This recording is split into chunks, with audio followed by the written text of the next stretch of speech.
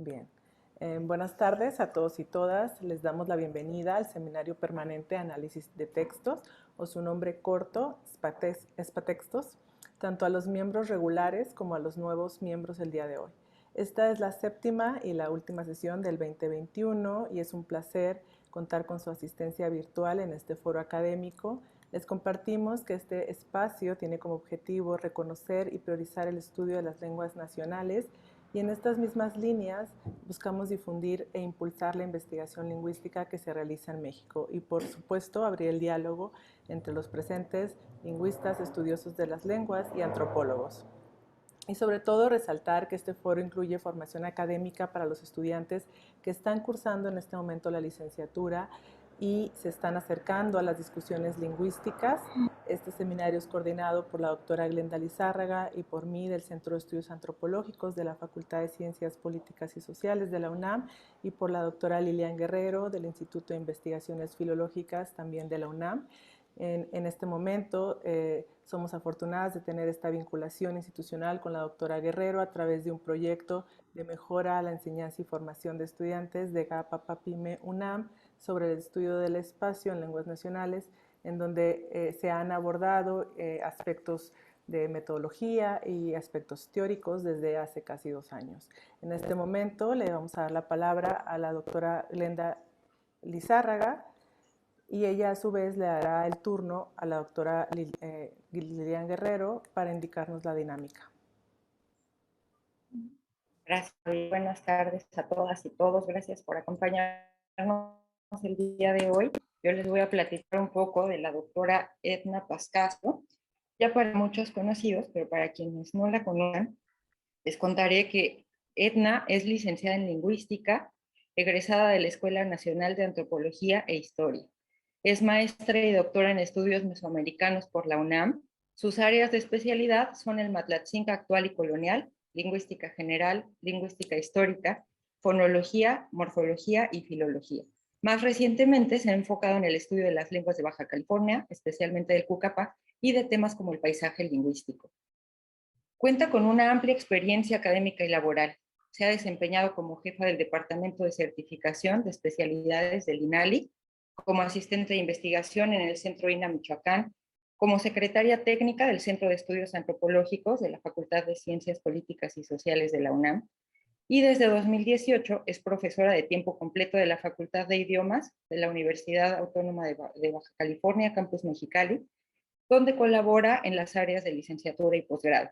Actualmente es coordinadora de la maestría en este campus. Acorde con su trayectoria, también tiene un sólido recorrido en investigación. Es miembro del Sistema Nacional de Investigadores y entre sus publicaciones contamos varios artículos y capítulos de libros, como Reconstrucción morfológica y fonológica de los pronombres personales independientes del protoatzinca, las lenguas atzincas, identificación, clasificación, diversificación y contacto lingüístico en la historia sociolingüística, volumen 4. Formación de un corpus lingüístico a partir del vocabulario castellano matlatzinca de Fray Andrés de Castro, 1557.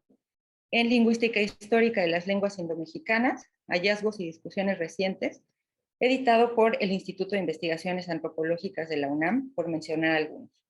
También es coeditora del vocabulario castellano matlatzinca de Castro y vocabulario español matlatzinca de Roberto Escalante y Marciano Hernández, en conjunto con la doctora Yolanda Lastra y con nuestro querido Polo Baliñas.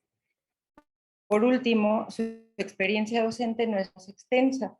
Ha impartido diversas asignaturas en la ENA y en la Universidad Autónoma de Baja California, relacionadas con análisis fonológico y morfológico, con metodología y técnicas de investigación documental, lenguas y culturas indígenas de México, así como lingüística teórica y aplicada, además de diversos cursos y talleres relacionados con sus áreas de especialidad. Asimismo, ha participado en varios comités de titulación como directora, codirectora, asesora y sinodal. En suma, Edna Pascasio es una joven investigadora con un sólido camino recorrido y con mucha vocación por compartir su y formar nuevas generaciones de lingüistas antropólogos. Nos honra mucho, estamos muy contentas de que sea ella quien cierre el ciclo de presentaciones 2021 del seminario. Bienvenida, Edna, gracias por acompañarnos el día de hoy. Ahora le doy la palabra a Lilian Guerrero para que nos dé algunas indicaciones. Gracias, Glenda, y gracias, Edna. También me sumo al agradecimiento y al reconocimiento. Estamos muy contentas de cerrar este ciclo de charlas y conferencias con tu presencia. Y solo para aquellos que no nos han acompañado, que es la primera vez que nos acompañan, un recordatorio de la dinámica que solemos llevar en este seminario.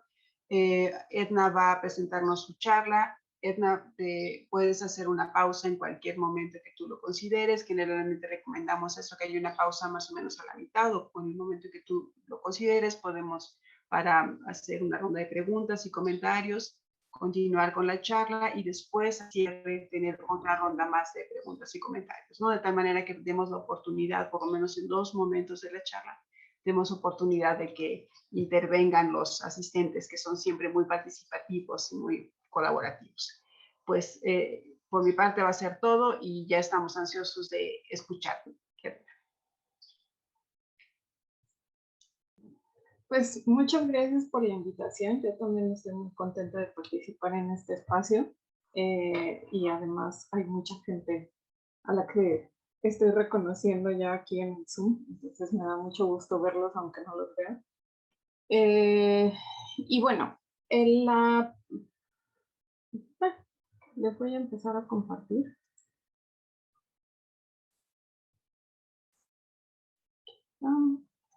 Déjenme poner ahí vemos perfecto. Ok, está bien. La presentación se llama Paisaje Lingüístico de los Cucapá, Metodología y Primeros Avances. Y quiero explicar unas cosas antes de, pues ya, comenzar a avanzar con las diapositivas, ¿no?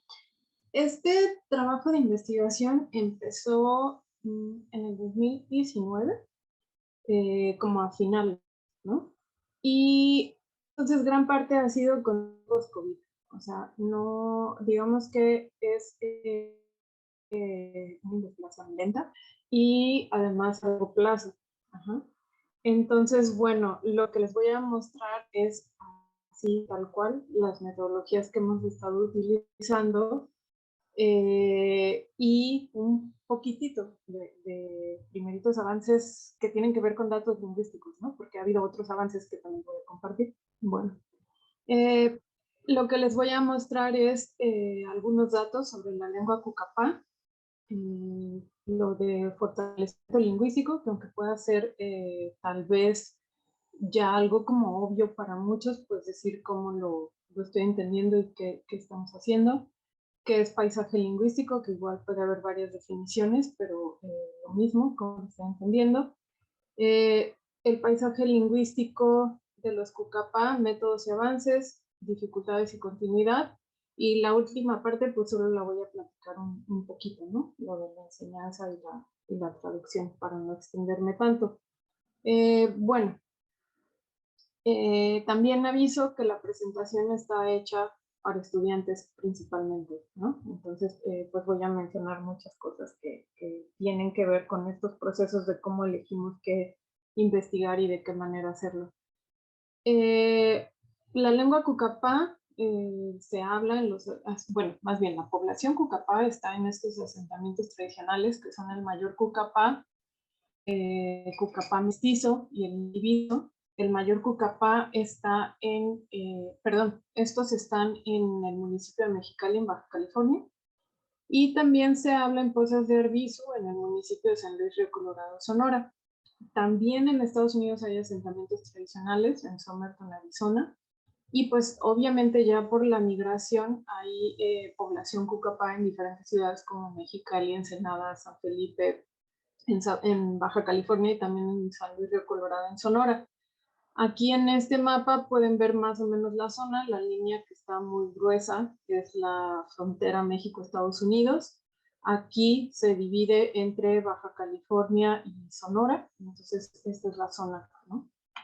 En este mapa pueden ver como con más detalles un mapa del delta del río Colorado, del Sonoran Institute, y aquí, bueno, esta línea es lo que separa Estados Unidos de México, y, ay, déjenme mover esta cosa porque a mí no me deja ver. De hecho, ya, perdón, es que la ventanita me estorbaba. Aquí lo que pueden ver es la región donde están las poblaciones Cucapá. Esta es Pozas de Arbizu, aquí está el mayor Cucapá. Por aquí más o menos está el ejido Cucapá mestizo, que aquí no está marcado. Hacia acá está el Indiviso, que es otro de los lugares que mencioné. Y aquí está Somerton, muy cerquita de Yuma, en Arizona. Esto que ven aquí ya es pues el Mar de Cortés. Y esto es el delta del Mar de Cortés. Y aquí lo que tienen es la Sierra Cucapá, todo esto que está aquí. Ajá. Bueno, como verán, gran parte es, bueno, no se nota aquí, ¿no? Pero gran parte es desierto, aunque en las márgenes del río sí hay vegetación. ¿Cuál es la situación de la lengua? Pues de acuerdo con el censo del INEGI para el 2020 se registran 127 personas Cucapá, de estos se registran más o menos 77 hablantes, pero ya platicando con gente de las diferentes poblaciones Cucapá, lo que por ejemplo, una persona lo que hizo fue contar cuántas personas son Cucapá, pero en cuanto a la familia, o sea, si pertenecen a una familia de Cucapás, y pues él calcula que son más o menos unas 700 personas, ¿no? Y también platicando con alguien más ya de hablantes fluidos, pues calculan que hay más o menos unas 20 personas que son hablantes fluidos.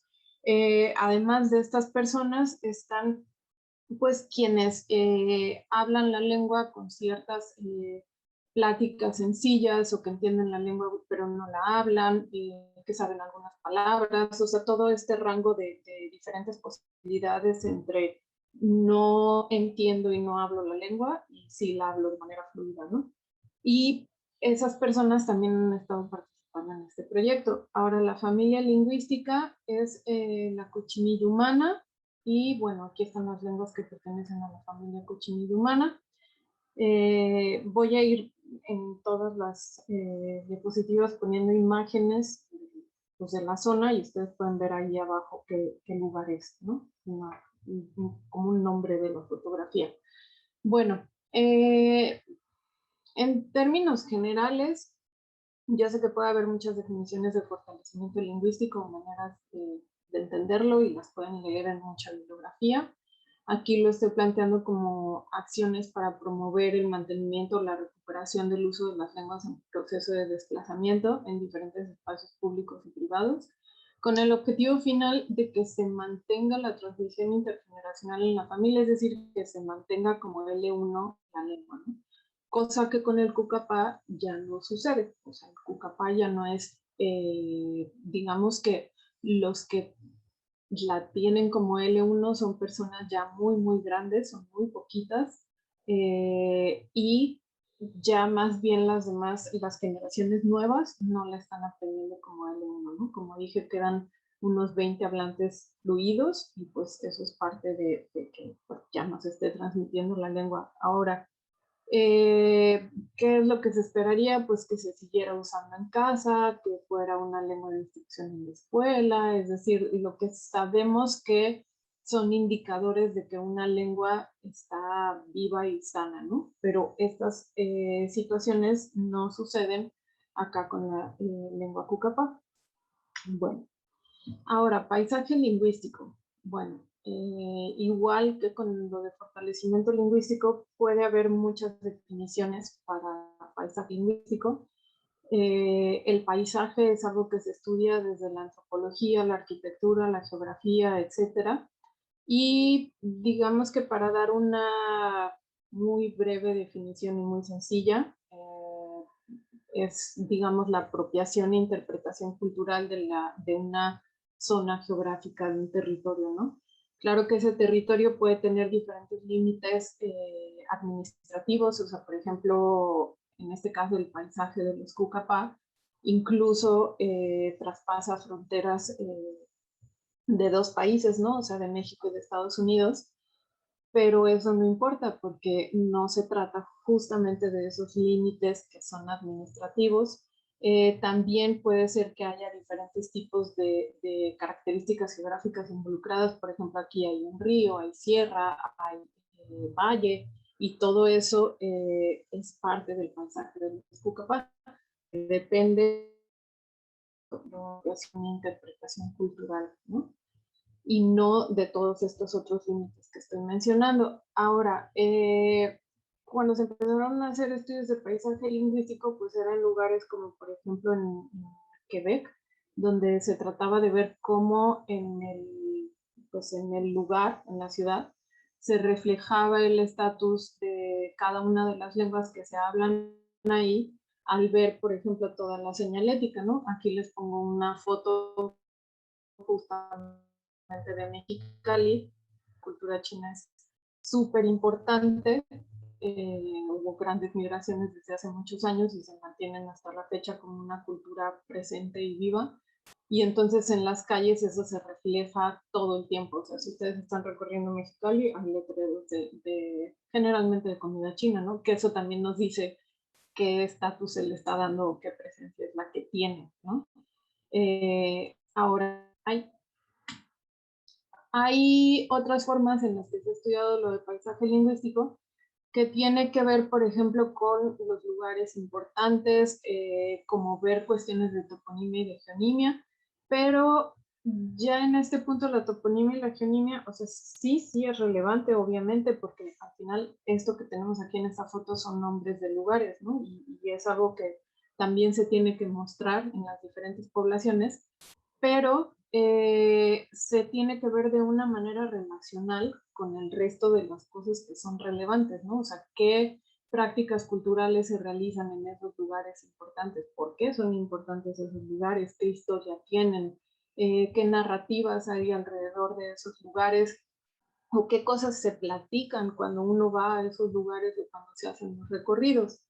Entonces, todo eso es lo que se puede estudiar desde el paisaje lingüístico. En este caso yo me estoy centrando en las narrativas y pues sí, incluyendo los nombres de los lugares, ¿no? Pero más que nada las narrativas. Ahora, ¿cómo hacerlo? Y de hecho, pues antes de eso quisiera aquí detenerme, ¿no? O sea, ¿por qué el paisaje lingüístico? ¿Por qué elegirlo como tema de investigación? Bueno, una de mis inquietudes pues desde antes, pero que aproveché que acá iba a cambiar de lengua, de tema y de todo, pues traté como de actuar más en relación a esas inquietudes, es cómo trabajar, cómo hacer el trabajo lingüístico desde una forma que sea más relevante para la gente de las comunidades o que les sea más interesante, o sea, que sea lo que ellos quieren que se haga y no solo lo que a nosotros nos interesa, ¿no? O sea, cuando yo escogí mi tema de licenciatura era fonología del Matlotzinca, ¿por qué? Porque me encanta la fonología, ¿no? Y pues bueno, porque los Matlotzincas por diversas circunstancias que sucedieron y que no voy a contar ahorita, pero mucho era así como que me encanta el tema y además pues es lingüística y hay que hacer lingüística. Y pues sí creo que cualquier tema de lingüística es relevante, es necesario, es muy importante hacer gramáticas de las lenguas, pero me parece que para mí era importante empezar a trabajar de una manera que surgiera a partir de un diálogo y que a la gente también le interesara. Y además, para poder hacer cosas de fortalecimiento de la lengua, también considero que tiene que hacerse a partir de temas que a la gente le interesa y temas que sean culturalmente pertinentes y temas que además contribuyan también a recuperar la memoria histórica. Y entonces el paisaje lingüístico cumple con todo eso, ¿no? Y obviamente está el factor, a mí me encanta ese tema, ¿no? Entonces, bueno, para acercarme a la gente, como hacer estas propuestas de trabajo, a dialogar para ver si les interesaba o no, etcétera, pues yo llevaba esta idea de paisaje lingüístico, pero además, pues es muy importante reconocer qué es lo que la gente ya está haciendo y varias personas ya estaban interesadas en hacer cosas de paisaje o ya las hacían de diferentes formas. Entonces es también contribuir con lo que ya se está haciendo. Creo que se me está olvidando algo de esta parte, pero seguramente no. Ah, ya, sí, ya me acordé. Que también algo muy importante es que desde el principio, al llegar, empezamos a preguntar qué querían ellos como producto, ¿no? O sea, esto que estoy diciendo ahorita es un producto académico, es una ponencia, y un artículo pues también es un producto académico, es una ponencia, pero tiene que haber otro tipo de productos que sean, que la población considere necesarios, que les pueden servir de algo, ¿no? Entonces poco a poco les voy a ir contando de esas cosas.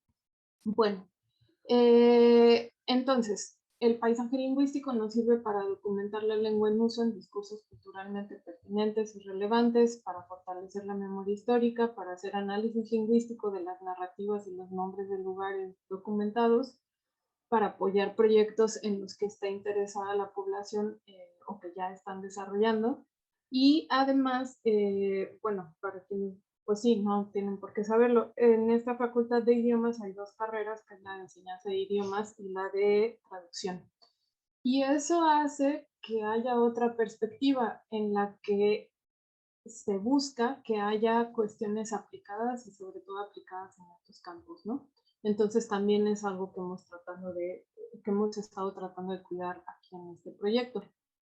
Bueno, el enfoque es colaborativo, coproductivo, porque como les estaba diciendo ahorita, lo que hacemos es trabajar con la gente, junto con la gente, es decir, no son informantes, no es como que, el participante, o sea, y reconocer que las cosas que se están produciendo es en conjunto, ¿no?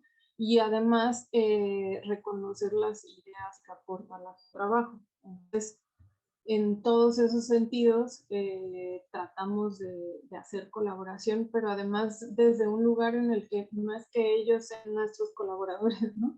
Sino que nosotros estamos tratando de colaborar con lo que ellos están haciendo, lo que se necesita, o sea, tratando de reconocer más un equipo. Ahora, ¿qué hacemos? Pues ir dialogando sobre el tema y dejar que la gente nos vaya diciendo qué es relevante, qué es lo que quisieran que se registre, qué es lo que quieren que se documente, que se conozca. Al ir pues, en esos diálogos salen narraciones, ¿no? Y también hacemos preguntas como cómo era antes el lugar, dónde nació o de dónde es su familia, y a partir de eso van saliendo narraciones sobre el paisaje. Además hacemos mapas colaborativos, recorridos, y hay otros recursos que hemos ido identificando que son propios, como los pectorales de Shakira, ¿no? Bueno, narraciones, por ejemplo, con Doña Inocencia, que pues, falleció este año, con ella no podíamos hacer un recorrido, era imposible, ¿no? O sea, y dibujar, pues ahorita les cuento un poco de cómo fue dibujar con ella, pero entonces, al platicar con ella es que salieron estas narraciones sobre los lugares. En Cucapá, esto lo voy a ir señalando poco a poco, como ya dije, no hay tantas personas que sean hablantes fluidos de Cucapá, entonces recopilar la información en Cucapá ha sido bastante complicado. Mucha de la información se ha recopilado, la gran mayoría en español, pero eso no, o sea, eso no significa que no sea relevante. Claro que es relevante porque es español hablado en una población capaz, etcétera, etcétera. O sea, en términos sociolingüísticos es importante, pero además también es el conocimiento que hay, sea en español o sea en Cucapá, es el conocimiento que hay. Y por último, pues a partir de identificar estos conocimientos en español, se puede buscar trabajar con las personas que son hablantes fluidos y tener estas narraciones también a su manera en Cucapá, ¿no? Entonces, bueno, acá la señora Inocencia González sí nos contó sobre esto en Cucapá, y desde aquí quiero señalar que el paisaje lingüístico se relaciona mucho con las historias de vida, ¿no? O sea, siempre que la gente empieza a platicar sobre el paisaje y sobre cómo eran las cosas y los lugares importantes, empieza a haber una perspectiva que es diacrónica. El paisaje no es ni sincrónico ni diacrónico, o sea, eso es muy, muy bonito también. Y bueno, lo que nos contó es, aquí es un ejemplo, que en el Cerro de la Ventana, de Ocu, es donde pasan los difuntos cuando, pues, cuando mueren. Y al otro lado se encuentran con los suyos, ¿no? Bueno, además de ese tipo de narraciones, hicimos mapas colaborativos. Aquí pongo algunos ejemplos. Estos fueron con niños de la primaria indígena Alfonso Caso. Y aquí, bueno, algo que llama, bueno, les pongo esta foto y el mapa, porque este cerro es este que están viendo acá, pues ahí ven el piquito. Pero además este cerro está exactamente enfrente del mayor Cucapá y pues para los niños es súper relevante, ¿no? Ahora, ¿cómo hacemos estos mapas? Bueno, y lo explico como método, pues, como yo lo aprendí en el proyecto de etnografías de Lina con el equipo Michoacán, es pues tomar ahora sí que pliegos de cartulina del mismo tamaño, tener colores, plumas, lápices, en este caso usamos post-its, y todo eso ponerlo a disposición a la persona. Y no decir algo como puede dibujar el mayor Cucapá, no, sino más bien decir, bueno, depende de lo que se está buscando. Aquí nosotros no queríamos limitarlo a un lugar, sino decir, es más bien una pregunta como ¿dónde viven los Cucapá? ¿Pueden dibujar dónde viven los Cucapá? Entonces, cada persona, acá lo interesante es que decide qué dibujar. A partir de lo que, de su experiencia, es que considera cierta zona como relevante y ciertas características como importantes para representar al querer dibujar donde viven los Cucapá, por ejemplo, en este caso. Y como van a ver en todos los mapas, aparece este cerro, que es el Cerro del Águila, que es muy importante para los Cucapá. Pero además aquí atrás está el río, aquí los niños dibujaron además este camino que va al río, las casas, la carretera, que es la carretera que va de Mexicali a San Felipe. Y aquí algo que llama la atención es que aunque estos niños no hablan Cucapá, sí pusieron todos los nombres aquí en Cucapá, ¿no? O sea, Jajuat, el nombre del río, y aquí hay otros. También están en español. Y bueno, aquí, así los niños hicieron varios mapas que creo que algunos ya los vimos, ¿no? Y aparecen más o menos los mismos elementos. Aquí dimos exactamente las mismas cosas a Sonia Moreno, que ella es del ejido Cucapá Mestizo, y el resultado, como verán, pues es muy diferente, ¿no? O sea, estos mapas fueron individuales, a diferencia de que los niños trabajaron en equipos, pero aquí para empezar le preguntamos a Sonia Moreno dónde viven los Cucapá, y hizo este primer mapa que está aquí a la izquierda, y entonces ahí nos dijo, bueno, hizo el mapa, puso los nombres de los lugares y como verán está el río, está el Cerro del Águila, están otros cerros y además pues nos lo fue platicando, ¿no? Ciertos elementos que están ahí, como digo, en español principalmente y también algunas cosas en Cucapá. En este caso le dijimos así como de, bueno, o sea, pero eso no se parece a cómo vemos que viven ahora. Y entonces fue así como de, ah, bueno, ok, entonces voy a hacer otro mapa y es el segundo mapa que vemos aquí. Y aquí pues nos explicó que aquí ya están las parcelas, de hecho cada uno de estos dibujitos representa una planta diferente, o sea, está el trigo, está el algodón, es esta plantita que está aquí, porque son las diferentes cosas que se siembran, ¿no? Aquí está la carretera y acá ya lo que aparece es un canal en lugar del río. Ajá. Pero están la misma sierra, los mismos tres cerros y con la misma orientación. Ahora, fue así como de, bueno, o sea, y pues también como que es un poco diferente a cómo se ven las cosas. Y entonces acabó haciendo un tercer mapa, que es este que está aquí, que es como que el más parecido a cómo es la distribución ahora. Otra vez aquí está la carretera.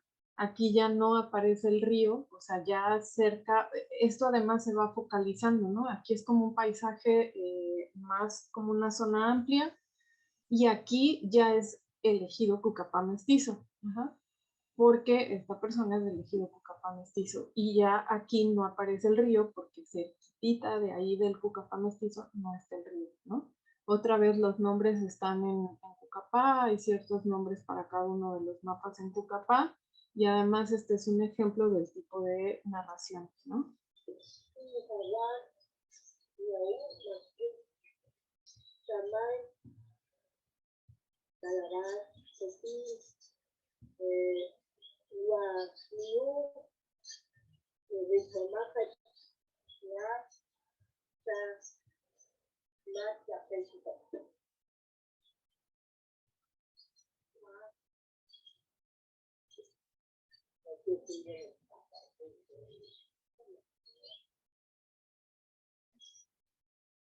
Bueno, aquí, por ejemplo, este mapa surgió, o sea, Sonia Moreno hizo un taller de Shakira con su familia y me invitó como a estar registrando el taller, pero además para estar platicando sobre la lengua y la cultura. Entonces, pues yo estuve yendo, invitaron a su tía, que es una señora ya mayor, la señora Margarita Valenzuela, y ella habla cucapá, la tía, y entonces pues nos poníamos a platicar en lo que estaba el tejido de Shakira y demás, y fueron varios fines de semana de estar platicando sobre de dónde eran, dónde había nacido la familia. De hecho, lo que se registró fue como el árbol genealógico de esta familia en particular, pero al hablar de eso todo el tiempo iban mencionando lugares. Entonces llegó un momento en el que lo que les dije fue que si podían dibujar un mapa de los lugares que habían estado mencionando, y hasta me dijeron así como,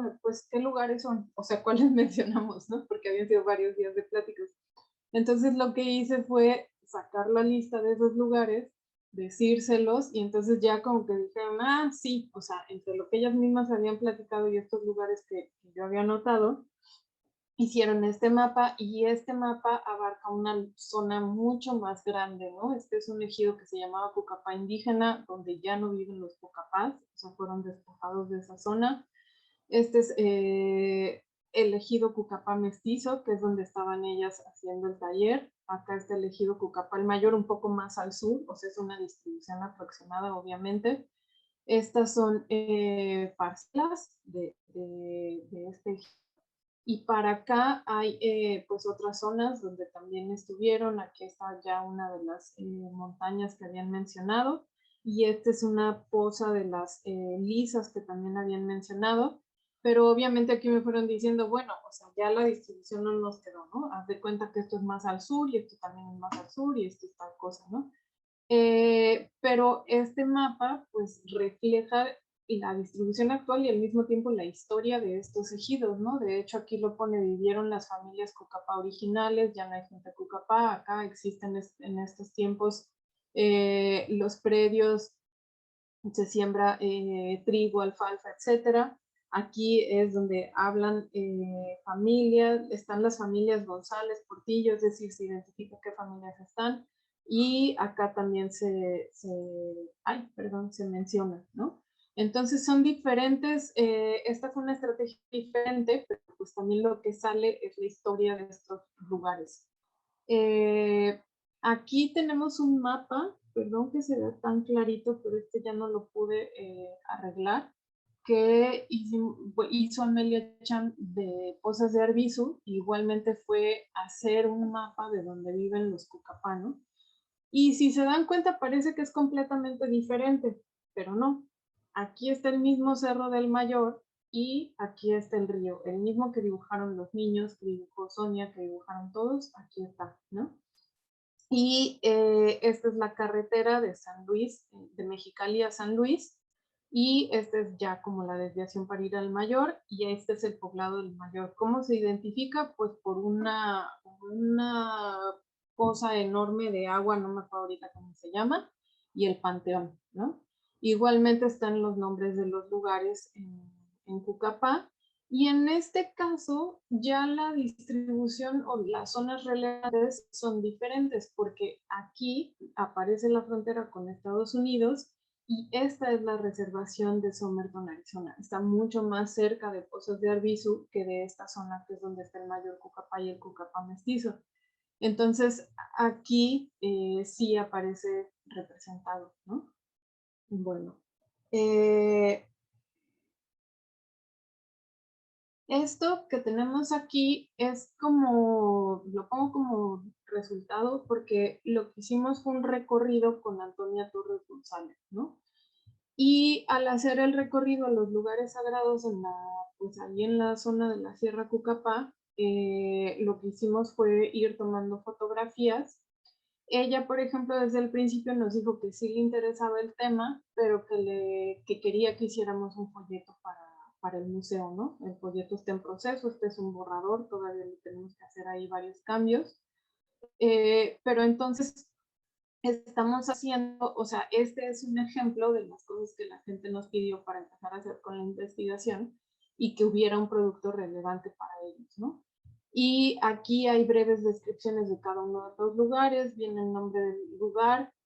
Esto que ven aquí es como la forma de más bien es la Sierra Cucapá, pero así desvanecida. Y no quisieron que se hiciera un mapa georreferenciado porque lo que nos dicen es, o sea, nosotros conocemos los lugares, no necesitamos ese tipo de registro y además no queremos que otras personas vengan y puedan llegar porque no necesariamente van a cuidar, ¿no? Podría ser que quisieran maltratar esos espacios que de por sí ya están muy erosionados porque no han sido del todo respetados por externos, ¿no? Bueno, este recorrido estuvo lleno de pláticas sobre estos lugares, de hecho de ahí salió esta información. Antonia es de estas personas que no habla el Cucapá de manera fluida, sí lo entiende, pero conoce muchísimo de la zona y entonces es de las que más puede enseñar, ¿no? Para recuperar estos conocimientos para quienes ya no los tienen. Y la idea es este folleto traducirlo al Cucapá, o sea, está hecho para que gente externa vaya al museo y se interese por hacer los recorridos, pero también sirve como material para los mismos Cucapá y además a sugerencia de ellos ha salido que se traduzca al Cucapá y de hecho también al inglés. Bueno, aquí cuando hablo de otros recursos es porque pues esto de hacer los mapas colaborativos pues es una técnica, ¿no? Para sacar esta información. Hacer mapas georreferenciados también es otra técnica para sacar esa información y registrarla. O sea, puede haber varias, ¿no? Las narrativas pues son como mapas narrados, digamos, descripciones del paisaje que son narradas. Pero este es un recurso que es propio de muchas mujeres Cucapá, que es el tejido Kira de pectorales. Y en este caso, por ejemplo, bueno, regreso un poquito porque aquí pueden ver abajo este pectoral, también está representando a las águilas y también está inspirado en el Cerro del Águila, ¿no? El Cerro del Águila es muy importante para los Cucapá, como pueden ver en todos los dibujos y aquí en los pectorales. Aquí les pongo esta breve descripción de Antonia, donde dice los pectorales cuentan una historia, el que presento, esta era una carta para un concurso, el que presento para el concurso es una representación del Huixpá, Cerro del Águila, montaña sagrada entre los Cucapá que se encuentra frente a mi comunidad, el mayor Cucapá. En este pectoral representé al Huixpá y las águilas sobrevolando en el pico.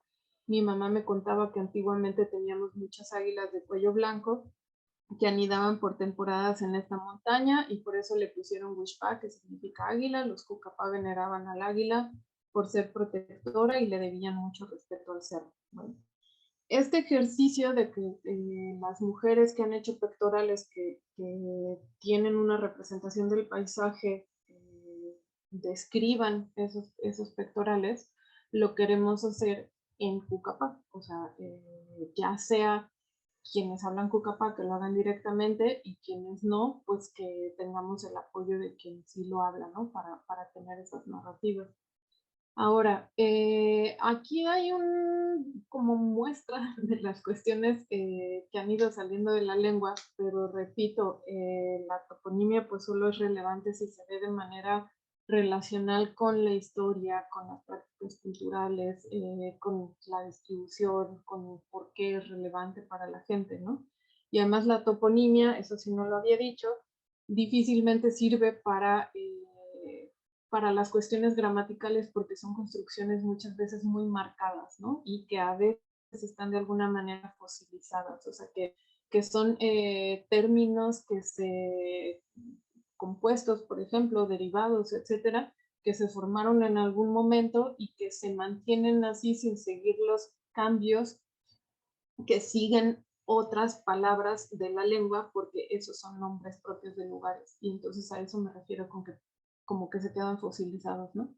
Pero bueno, aquí hay algunos nombres de los que hemos ido recopilando o que han salido de manera más recurrente en estos dibujos, narrativas, etcétera, ¿no? Entonces está el Cerro Prieto, que sería el Cerro Negro, el Huixpá, que es el que les digo que ha estado más veces presente, que es el Cerro del Águila, el Cerro de los Molinos, o Mu, aquí está, Mu es molino o mortero, es donde molían pues diferentes cosas, semillas, cosas para comer o cosas para rituales. Y está el cerro y es como si hubieran hecho los hoyos tal cual ahí pues en la piedra, son cerros de piedra.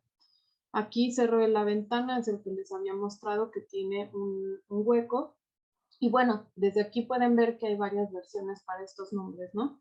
Estamos trabajando pues en poder analizar qué sucede con esto. Mucha gente ha señalado que sí hay variación en el Pucapá. El INALI dice que es una sola variante, pero mucha gente dice, no, es que en el Mayor se habla diferente, en Pozas de Arvizu se habla diferente, o en Pozas de Arvizu hablan más como en el ejido Cucapá mestizo, pero no como en el Mayor, o los de Somerton hablan más parecido a estos. Los de Somerton dicen, por ejemplo, que los de el Mayor Cucapá hablan como muy golpeado, como que usan muy pocas palabras para decir las cosas, y en cambio los de Somerton les gusta más que haya como que toda una cuestión elaborada en lo que se dice y que se usan más palabras, ¿no? Pero hasta ahorita estamos en una parte como de pues, la opinión y percepción de la gente de estas variaciones. Hay otras personas que dicen que no, o sea, que pueden platicar con todos y que entonces no consideran que sea variación como tal. Pero acá, por ejemplo, en los nombres de los lugares sí hemos encontrado que hay diferentes opciones. Esto pues, puede ser que no se relacione con variación dialectal, sino con que pues haya dos nombres para referir a un mismo lugar. Eso puede pasar también en español y en cualquier idioma, ¿no? Pero bueno, aquí se usa este mismo morfema, que significa wi, que significa cerro, y que aparece en todos estos de acá arriba, y acá se utiliza wa, que significa casa, ¿no? Y acá, ahora no me acuerdo porque aquí está como abierta y aquí como apertura, seguramente fue un error. Bueno, aquí está otro lugar que es la Poza de las Lisas. Chamán es lisa, Obú es el pozo. Acá el Pozo de los Coyotes. Aquí están los nombres para la Laguna Salada, que otra vez son dos. Este que sería agua y sal. Y este que es agua y todavía no sé. Aclaro que con el análisis lingüístico apenas estoy empezando y hasta ahorita tenemos como dos narraciones sobre el paisaje en Pucapá que pues apenas estoy empezando a trabajar, ¿no? Entonces por eso digo que estos son como primeritos avances, todavía no hay lo suficiente como de datos lingüísticos y de análisis. Este es Río Colorado, que de hecho hay tres formas hasta ahorita que he registrado para el Río Colorado. Esta, pues, Jawil es río, aquí Ja es agua con este posible sufijo, aquí Ja es solamente agua y Juat es rojo, aquí está también Juat rojo y rojo. Bueno, ¿qué es lo que considero como avances? O sea, haciendo un recuento de avances, pues que hemos delimitado el tema, los lugares relevantes, las narrativas de interés para la gente y pues los productos que les interesan, ¿no?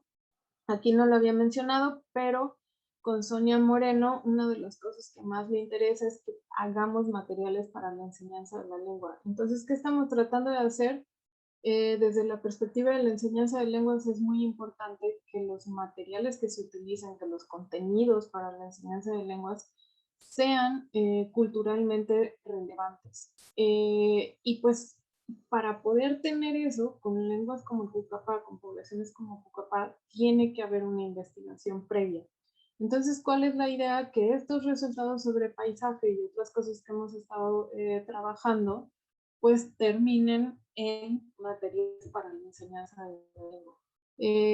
Bueno, acá hemos, entonces uno de los productos es ese, y ese nos ha llevado a abrir obviamente todo un nuevo proyecto, ¿no? En el que están participando estudiantes de la maestría y del doctorado.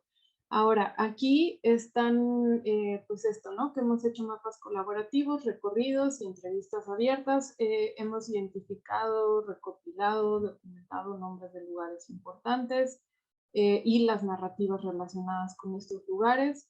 Estamos identificando recursos propios para la representación del paisaje, como los pectorales de Shakira, y esto de ir identificando posibles variantes dialectales, que tenemos que hacer un análisis sobre esto, ¿no? Pero también es relevante, pues, para cualquier cosa que se haga de fortalecimiento, porque pues muchos sabemos que a veces que hay como mucho estas ideas de tal lo dijo bien, tal no, así no se dice, así no se dice acá, se debería decir así. Entonces estamos tratando de reconocer estas diferencias y de integrarlas a lo que hagamos, explicando que justamente todas las lenguas tienen variaciones de diferentes niveles y que no se trata de que estén bien o mal dichas las cosas, ¿no?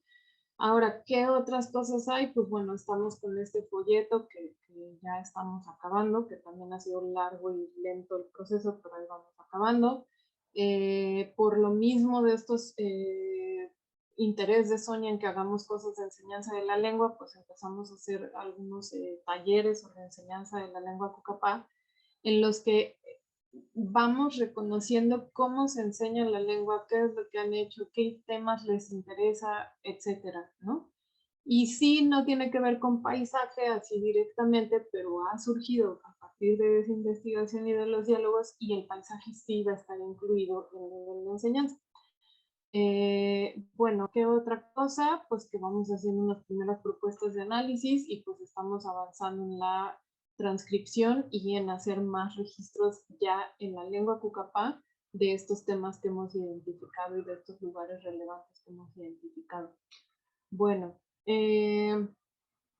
¿cuáles han sido las dificultades? Pues esto, que la mayor parte de lo documentado está en español, que hay muy pocos hablantes fluidos, tiempos, gestión, recursos, todos lo sabemos. La producción de los productos para la población cucapá, sobre todo la que tiene que ver con la enseñanza, pues va lento porque sí estamos haciendo un trabajo como que con más profundidad para que quede bien. Acá, ¿cómo le queremos dar continuidad? Pues documentando y analizando las narrativas identificadas en cucapá. Queremos elaborar ese folleto en versión cucapá como material directivo de apoyo y pues bueno, en inglés, pero eso es algo extra. Y vamos a seguir como seleccionando otros lugares que sean relevantes, otras narrativas y también pues otro tipo de productos, ¿no? Que puedan tener una, pues acabarlos más pronto para que puedan tener un uso para la gente. Pues eso es todo lo que tengo para presentarles y pues les agradezco mucho su atención y más bien abro la sesión para preguntas y comentarios.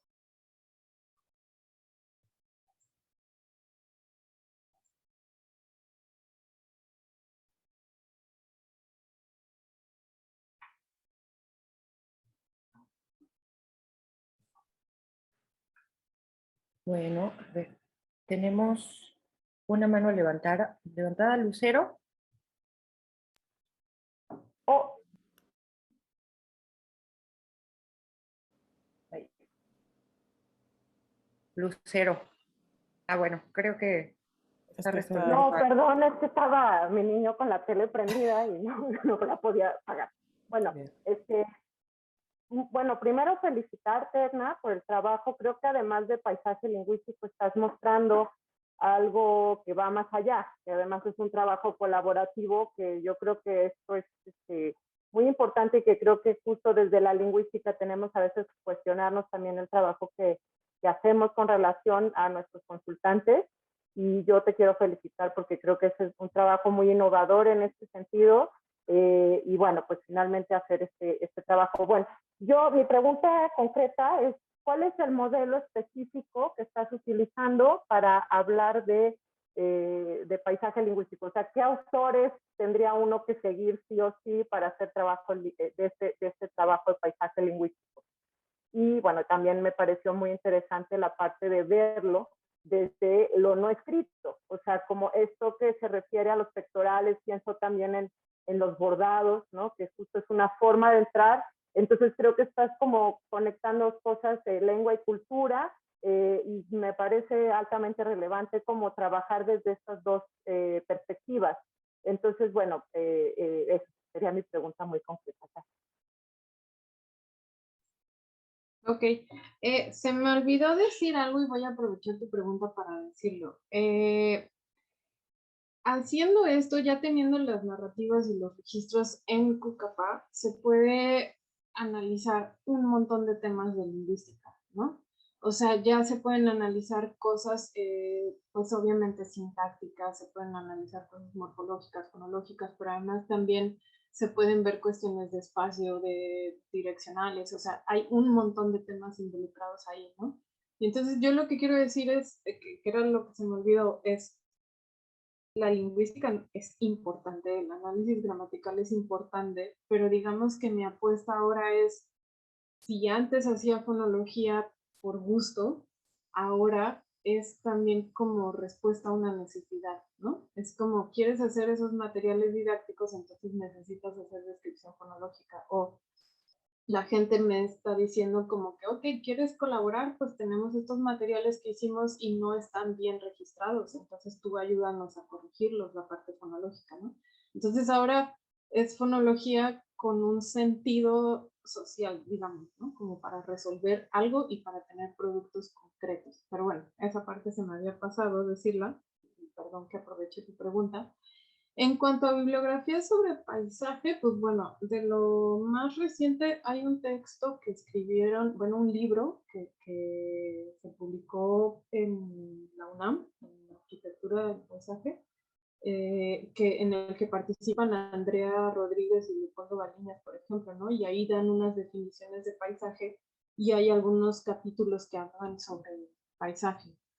Desde otras perspectivas, los trabajos de Emiliana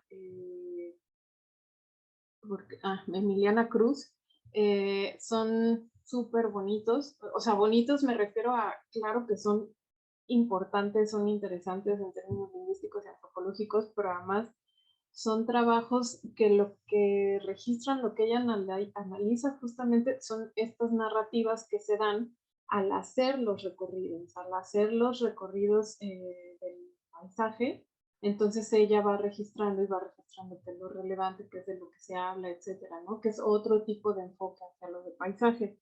También hace no mucho salió un libro que es, de hecho pueden entrar a la página de la UNAM de SIGA, no me acuerdo ahorita cómo se llama, es déjame ver si lo, ahorita bueno, respondo y ahorita se los digo, pero hay una página de la UNAM, creo que sí es SIGA, es una página de geografía, de un proyecto de geografía, y ahí tienen varias publicaciones en línea que son gratuitas, ¿no? Y que tienen varias, son de paisaje, y hay una que habla de los topónimos y la memoria en la que participó Gaby, de hecho, no sé si tú te acuerdas cómo se llama, pero participaron muchos lingüistas y también sería como de los enfoques más actuales.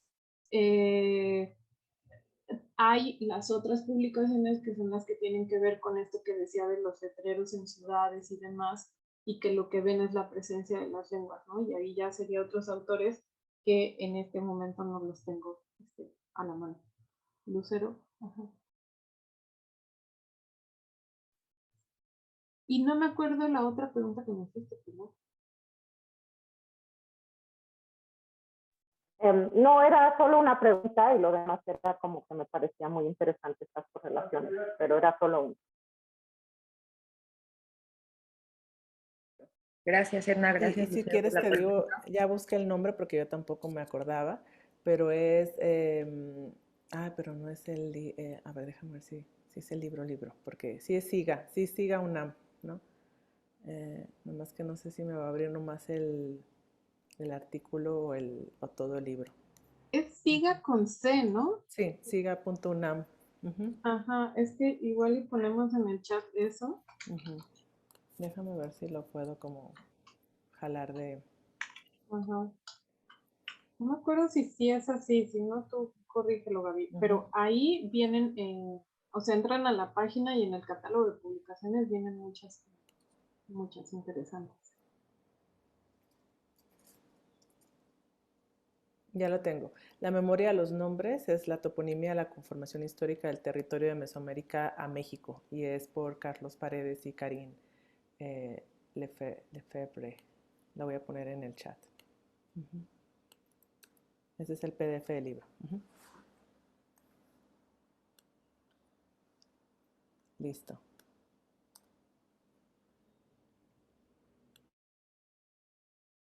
Creo que había otra pregunta, ¿verdad, Glenda? Sí, tenemos pregunta de Vanessa y después de Marisa.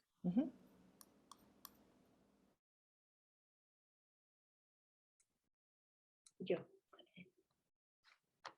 Ay, hola, hola a todos. Pues muchas gracias, esto está súper bonito, este proyecto, ¿no? Y aunque tú dices que son como los primeros hallazgos, pues yo creo que más bien ya está súper avanzado, ¿no? Y ya tienes como un montón de material a muchos niveles, ¿no? Como material etnográfico, material lingüístico, material histórico, ¿no? De la memoria, o sea, como que muy rico, y yo creo que no está tan en una primera etapa, ¿no? Ahora yo creo que me imagino que parte de los retos serán cómo analizar todo eso. ¿No? Porque es muchísimo, y pues son datos de varias naturalezas, ¿no? No son datos que se tengan que analizar, digamos que sigas una sola metodología. Entonces, pues primero que antes de lanzar la pregunta, pues también te quería felicitar, y además es muy alentador ver proyectos de base comunitaria, ¿no? Que la verdad en México, pero pues como decía Lucero, pues se ve que es una de tus contribuciones, y que seguramente vas a abrir camino para ese tipo de investigación colectiva, ¿no? Al final, y que uno empieza a tener como pues unas nociones distintas de epistemología, ¿no? De creación de conocimiento. No es lo mismo estar produciendo así en la biblioteca uno solito, ¿no? O conversando con los académicos, que conversando con la gente, y realmente tratar de atender a sus necesidades y a sus deseos, ¿no? Eso está muy bonito, ¿no?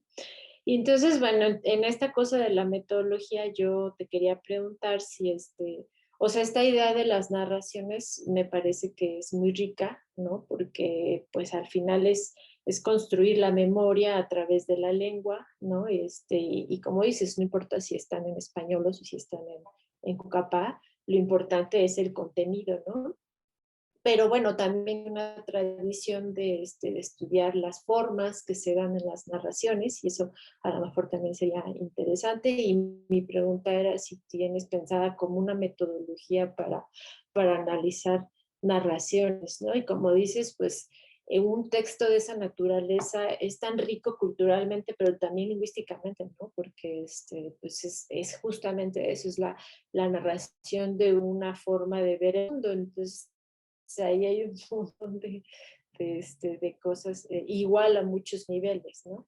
Entonces, no sé si tú tienes pensado un tipo de metodología para analizar narraciones, ¿no? Y qué papel tendría, o qué entenderías por narraciones, porque pienso, por ejemplo, una narración en español, pues va a tener una arquitectura muy distinta a la narración del Cucapá, ¿no? Y entonces, ¿y cómo harías en esos casos? ¿No? Si has pensado en algo, eso sería una. Y la otra, yo siempre monopolizo la palabra perdón. También como que sería importante, bueno, no sé, a mí me gustaría escuchar más sobre la noción de fortalecimiento lingüístico de las personas, ¿no? Porque yo creo que, bueno, eso también sería parte de este proyecto de base comunitaria, en la que uno pueda intercambiar pues esas percepciones, porque nosotros pues lo traemos de lo académico, ¿no? De lo que se documenta, y incluso de la política pública, ¿no? También creo que varios de los que venimos a este seminario hemos estado de cerca trabajando con el INALI en algún momento de nuestra carrera profesional y eso pues también nos influencia, ¿no? Entonces, pero ¿qué es lo que, o sea, a mí me gustaría pues escuchar un poco más que ellos, que entienden por fortalecimiento, que esperan, ¿no?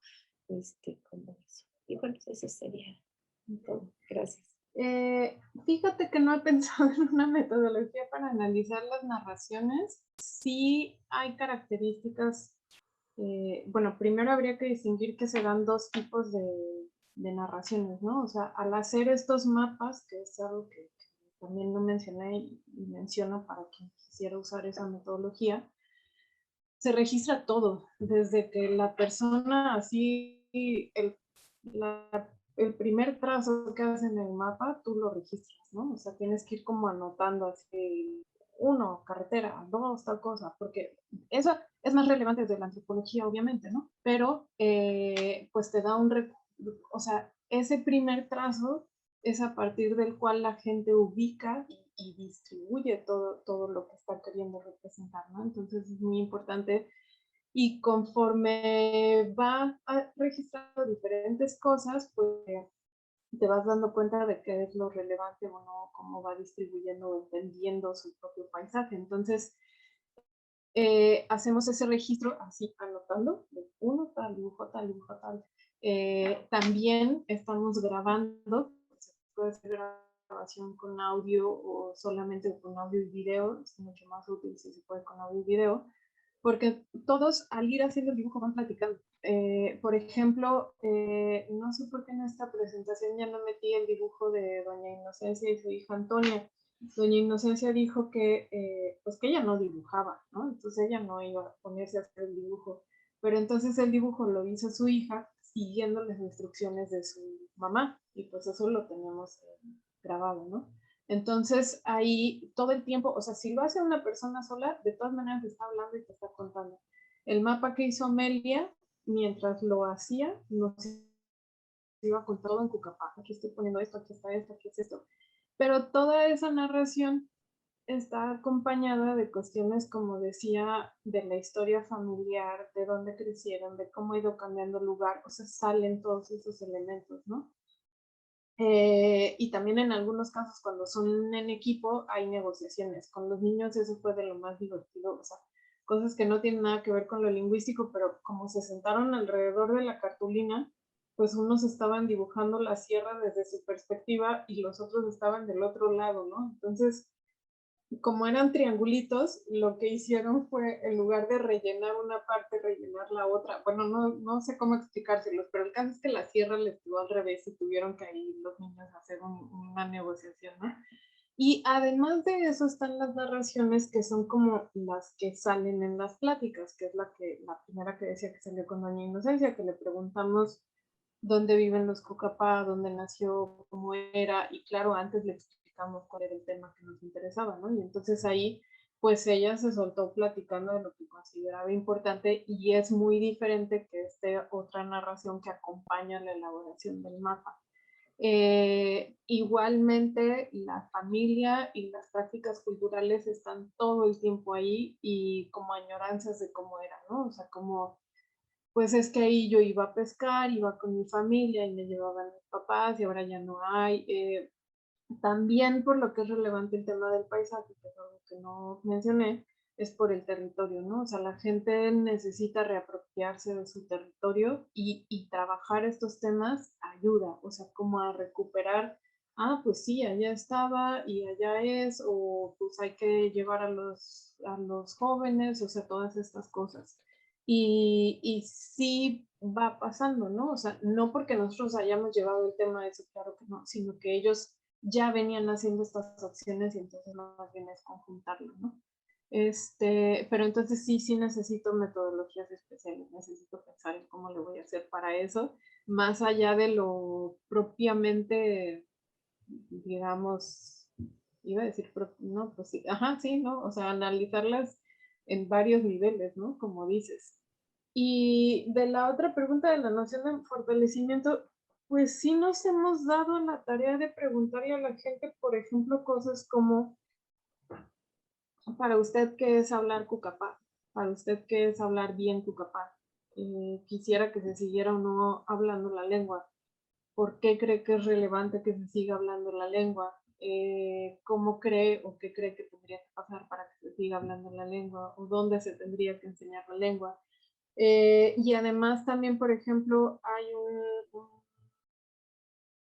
pues un proyecto que creo que va a, o sea, que no está directamente relacionado con eso, pero que sí va a dejar ver ciertas cuestiones relacionadas con esto de cómo vemos como instituciones las cosas y cómo se ven desde adentro.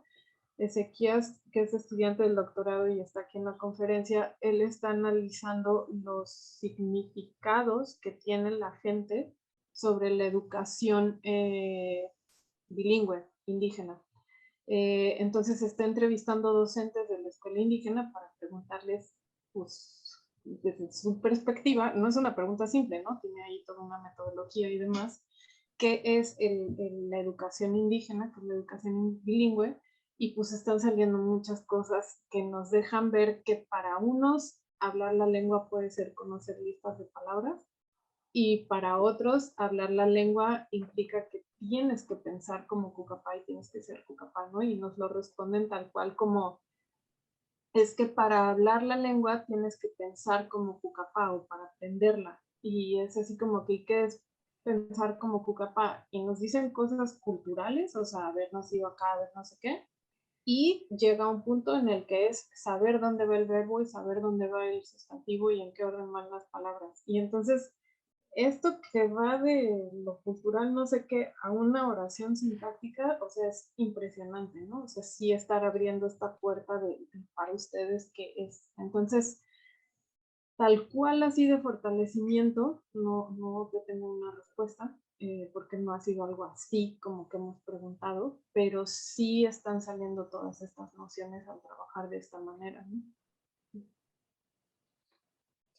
Pues bueno, yo creo que con todas esas ideologías que la gente expresa, ¿no? Hay, el conjunto de todas ellas, pues yo creo que es la noción de fortalecimiento ¿no? Y lo bonito es que pues ustedes las están tomando en cuenta. Muchas gracias. Bueno, hay un montón de cosas que preguntar, pero yo sé que hay muchas más. Gracias. Bueno, Marisa, y después Glenda, Elena. ¿podemos hacer una pausa Sí, así de 5 sí, minutos? sí, sí, sí. Vamos a hacer tantito una pausa y ahorita regresamos. ¿Sí? Vamos a seguir aquí, pero si alguien necesita un espacio para hacer algo, puede levantarse.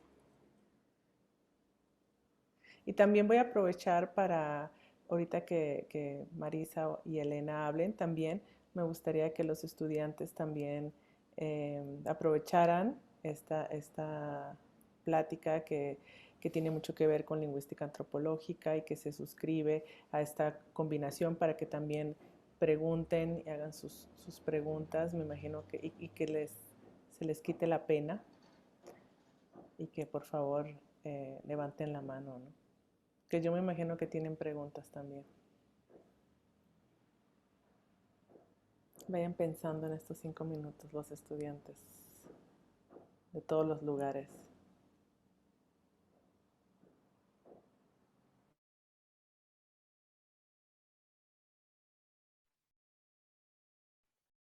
Yo quiero aprovechar el espacio para invitarlos a la presentación de mi libro, que van a estar Marisa y Gaby presentándolo y Samuel Herrera de moderador.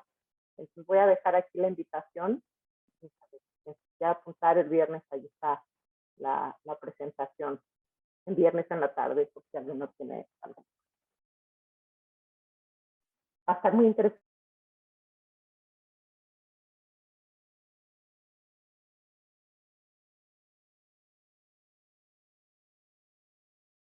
Sí, quería mostrar el cartel, Lucero, pero no lo encuentro en mi... Es que lo tenía en la otra pantalla, en la otra compu. A ver si... Va a ser mañana a las 4. Viernes, ¿no? Ay, Viernes. perdón, viernes a las 4, es verdad. Lo estoy buscando en Facebook también. Sí. ¿No tienes el cartelito? Aquí ando, Lucero, ¿vale? Cuando quieras. si quieres compartirlo, Lucero, en lo que terminamos de...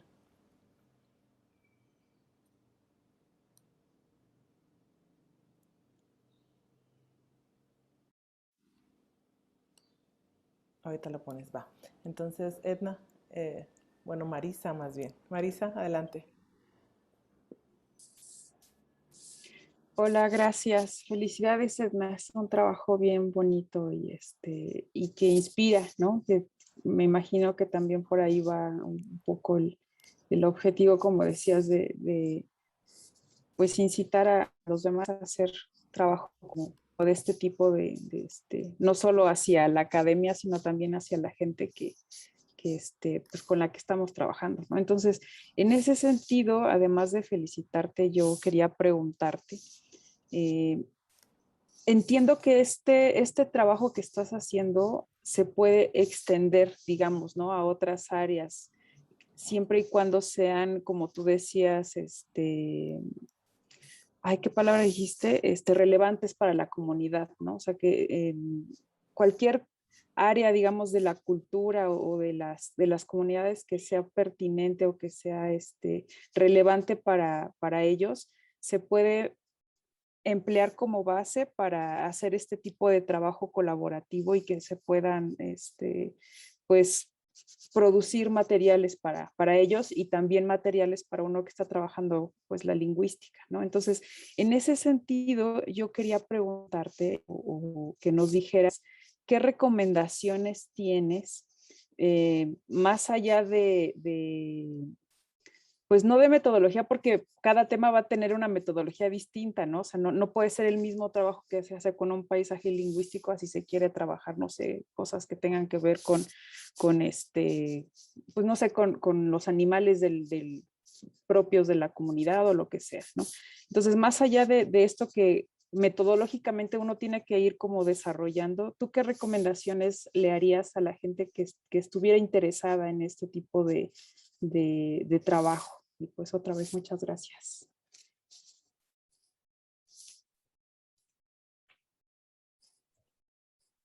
Pues la primera es que hay que tener mucha apertura y disposición, ¿no? O sea, aprender de la gente y escuchar en serio, ¿no? Eh, y tener mucha paciencia, porque obviamente la velocidad del trabajo es mucho más lenta o a veces más rápida, ¿no? O sea, porque pues de pronto te pueden decir, oye, ya queremos que salga esto, o te pueden decir, no, ahorita no podemos y no podemos y no podemos, ¿no? Pero pues digo, sé que es difícil porque estamos ante tiempos bien apresurados, ¿no? O sea, entre informes, SNI, todo lo que sabemos, pues cómo tienes producción si estás trabajando a un tiempo que depende de que es trabajo junto con otras personas, ¿no? O sea, no es como que, ya planeé mi temporada de campo, voy, grabo, que es un poco como yo trabajaba en la parte de fotografía, otras cosas, ¿no? O sea, voy 2 horas al día con tal persona y ves cómo te arreglas y son cosas de retribuciones de diferentes tipos, económicas, o sea, lo que sea, ¿no? Pero haces tu calendario, no sé qué. Y pues acá es un poco diferente porque además implica invertir tiempo en estos diálogos y en estas negociaciones, o sea, no es rápido, ¿no? Puede ser que en algunas zonas del país con algunos pueblos indígenas sí sea rápido, con otros no. O sea, es muy lento y muy poco a poco. Y además, pues te tienen que tener confianza, tú también tienes que tener la confianza. Y otra cosa con la que creo que he estado teniendo cuidado es con los compromisos, ¿no? O sea, pues dejar bien claro, bueno, un folleto, pues aquí está y lo estamos trabajando, aquí un borrador, va no sé qué. Un proyecto de enseñanza, ok, vamos a dimensionar, tenemos que hacer todo esto, nos va a llevar bastante tiempo, los estudiantes que lo han tomado como sus proyectos de tesis y de trabajos terminales, pues tienen que responder a esos tiempos que pueden ser más largos que las expectativas de la gente, o ¿cómo se llama? O pueden ser más rápidos y que terminemos, ¿no? O sea, que que el estudiante se tiene que graduar, pero que nosotros no acabamos con todo lo que se necesita del proyecto, o sea, pero entonces eso, como paciencia, flexibilidad, no sé, y la disposición de aprender, creo yo, y de sí dialogar con la gente pues sí, creo que eso es lo que yo recomendaría. No sé si se puede hacer algo así, por ejemplo, para una tesis de licenciatura o para una tesis que tiene tiempos cortos, ¿no? Y también no nos enseñan a hacer trabajo de campo así. Entonces, no sé si alguien que apenas está saliendo de licenciatura o que no ha tenido experiencia en campo puede hacer algo así. O sea, por eso digo que paciencia y como ajustando. Muchas gracias, Edna. Elena, adelante.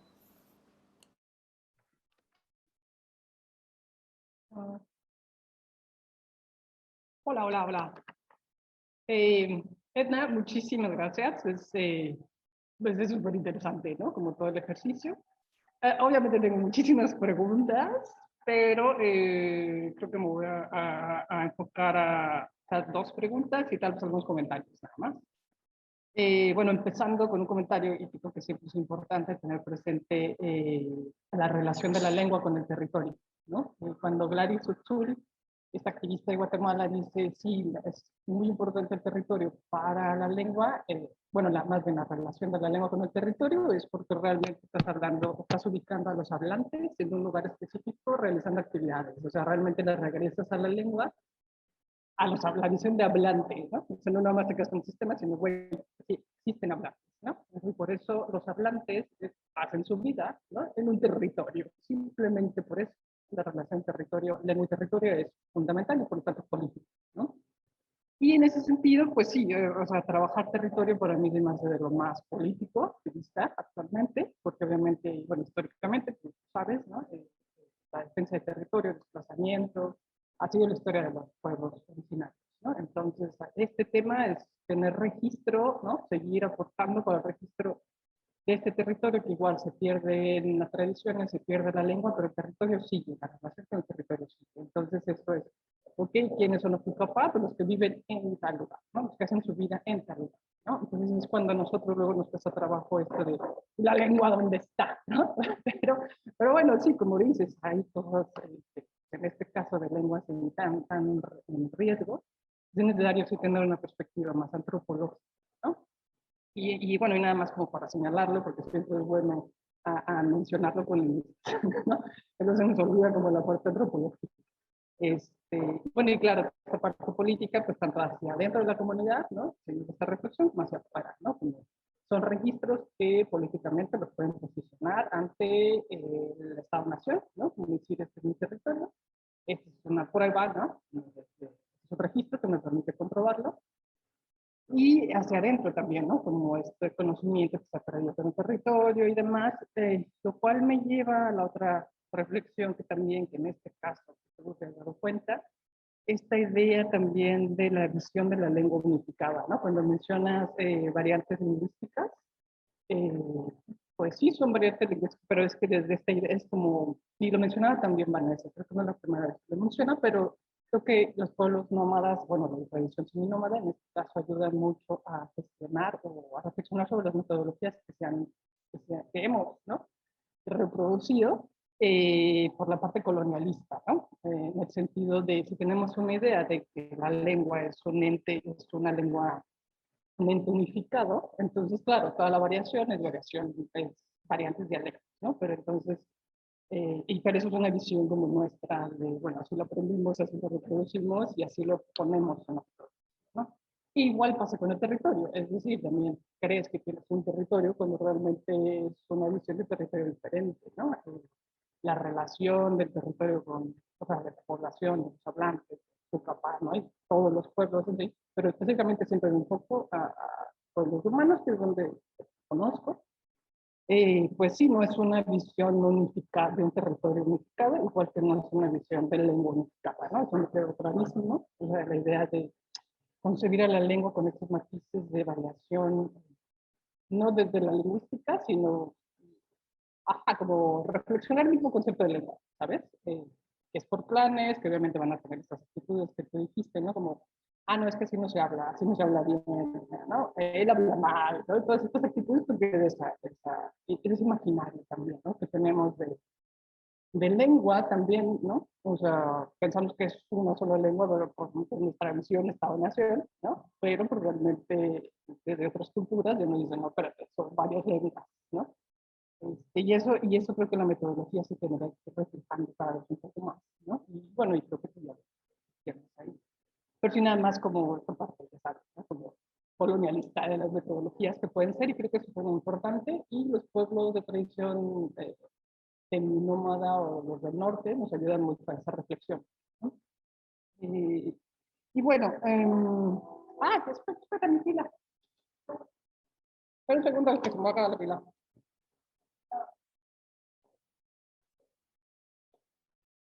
Ok, disculpe. Y bueno, sí, también me encantó la parte que dices que la toponimia no es un análisis, o sea, no es que tanto, o sea, los topónimos no te ayudan a hacer análisis gramatical, a veces como no es tan claro, ¿no? Eso, y creo que sí es muy importante que lo hayas mencionado, que lo tengas súper claro, ¿no?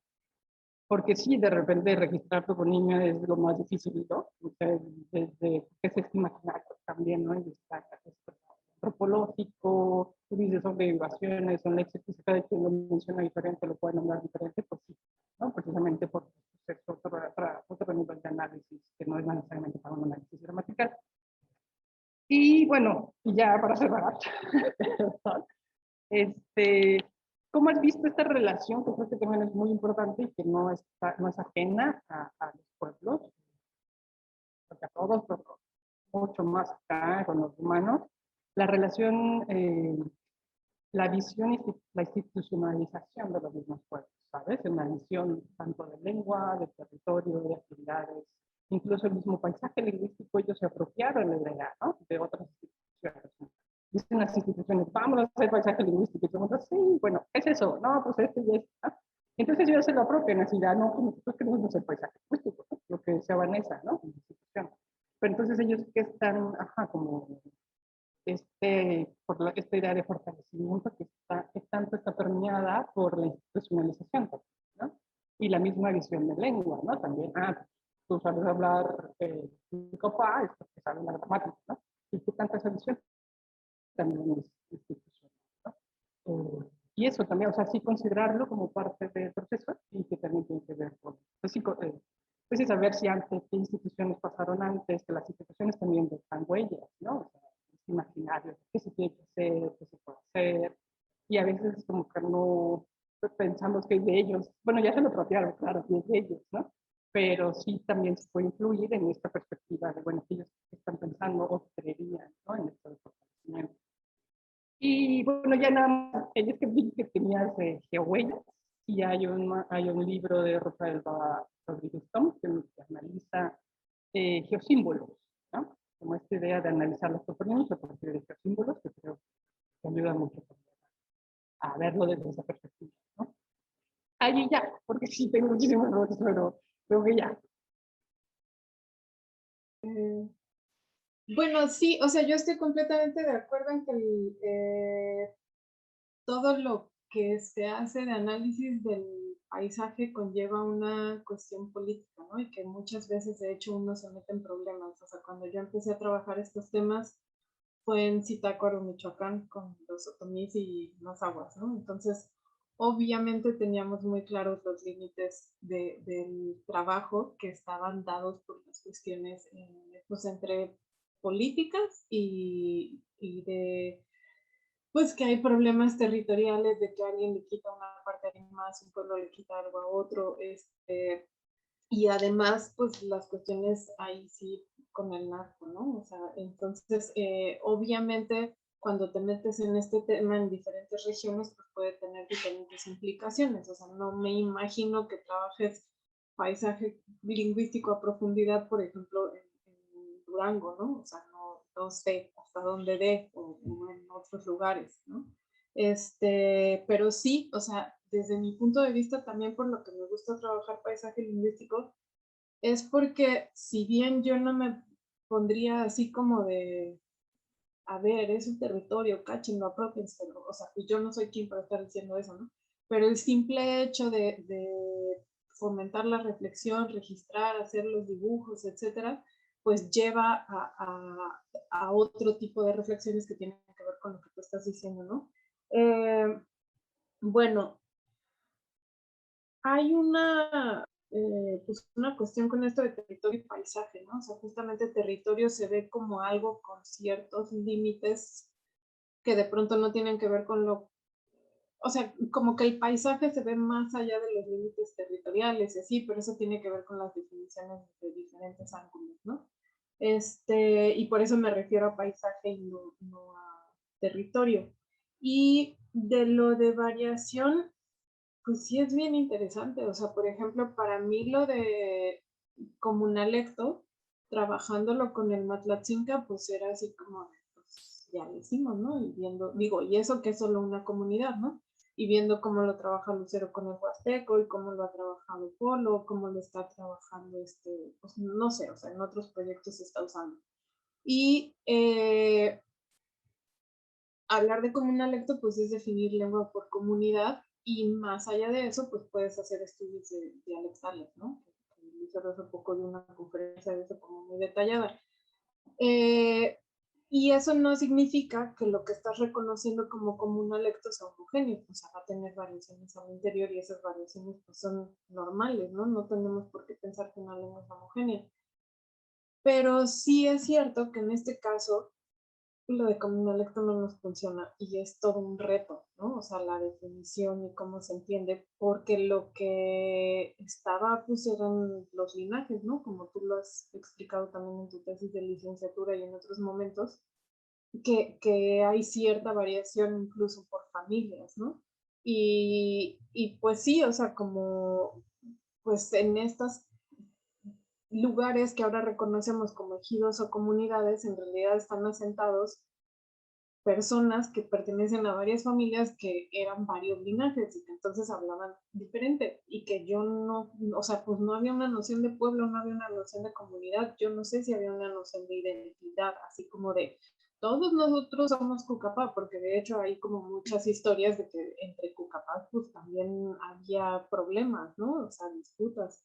Entonces, ahora al estar asentados en estos lugares que de alguna manera pues, fueron asentamientos arbitrarios en cuanto a la organización sociopolítica que ellos tenían, pues quedan mezcladas pues todas estas formas diferentes de hablar, ¿no? Que de por sí, seguramente entre cada linaje, entre cada grupo, pues no eran formas homogéneas, pero además ya pues tienes en una comunidad pues que hay varias familias, que hay varios todo esto. Entonces, por ejemplo, o sea, mi idea, así que espero que algún día logremos, sé que me están escuchando Leslie y Ana Karen y Sofía, que saben que es un sueño, que son los estudiantes con los que trabajamos, es que, por ejemplo, que pudiéramos hacer un material didáctico en el que estén platicando un niño que diga yo soy del mayor y que hable, o sea, que el registro, la narración sea como habla alguien del mayor, y que hay otro niño que diga, ay, sí, es que yo soy Cucapá de Pozos de Arvizu y el registro sea más parecido al de Pozos de Arvizu. O sea,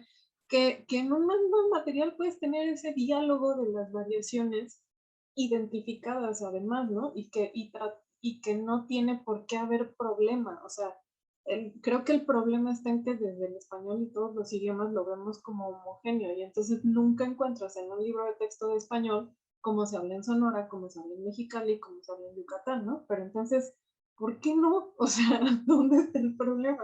Creo que podríamos apostarle algo así, pero depende de muchísimo diálogo con la gente, ¿no? Porque pues si ellos dicen que no, pues no. La noción esta de paisaje para las personas, ok, sí nos hemos encontrado con varias... ¿Eh? O sea, es que lo de los materiales de enseñanza, pues si incluyes a más hablantes, o sea, mientras más hablantes incluyes para que aparezca el material, un ejercicio que también hice para el PayPay, pues hay un poco como, incluyes la diversidad de familias y por lo tanto la diversidad, la variación, ¿no? Entonces, Sí. va con una familia, se registra uno y así, y eso sí, ajá, bueno, eso no. Sí, la idea, o sea, estamos trabajando con personas de diferentes zonas, ¿no? Poquito a poquito conforme se puede, pero sí, la idea es incluir eso, ¿no? La variación. Y bueno, en cuanto a las concepciones de paisaje de la gente, pues sí, o sea, todas las instituciones han dejado huella, ¿no? O sea, cuando digo que ese mapa que mostré de Sonoran Institute, pues fue un mapa que hicieron pues con Antonia y con otras personas de la comunidad. Entonces ya saben de qué se trata hacer mapas y como una manera de hacerlos y no sé qué, ¿no? Pero pues ellos mismos desde ese entonces con Sonoran Institute y ahora con nosotros dijeron no queremos mapas georreferenciados. Eso no tiene que ver con las instituciones, ¿no? Sino que es algo de ellos, porque cualquier institución diría, pues, hace una parte referenciado. Al platicar, por ejemplo, con una señora Kumiai, ella de inmediato entendió por paisaje lingüístico lo de los letreros, ¿no? Y quiere letreros en Kumiai en su comunidad. Ahí yo creo que tiene que ver con ya talleres y otras cosas que se han hecho antes, porque esto, así, paisaje lingüístico, pues hasta como lingüistas de pronto lo desconocemos y no estamos en ese campo, ¿no? Entonces ya para que alguien lo reconozca de inmediato, pues es que ya hubo una experiencia previa.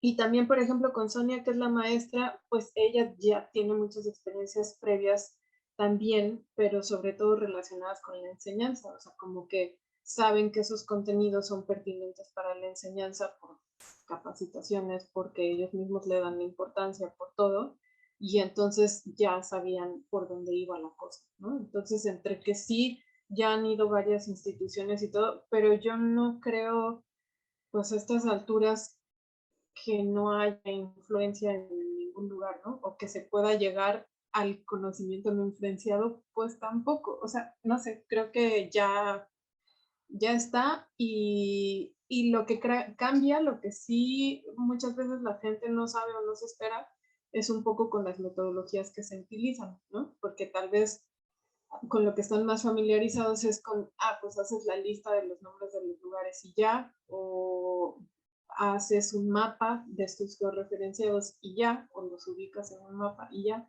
Pero esto de hacer el dibujo, la reflexión alrededor, la parte histórica que está saliendo, creo que esas sí son cosas que no habían hecho, no estoy seguro. Aunque sé que se hacen en muchos lugares, eso no es ninguna novedad.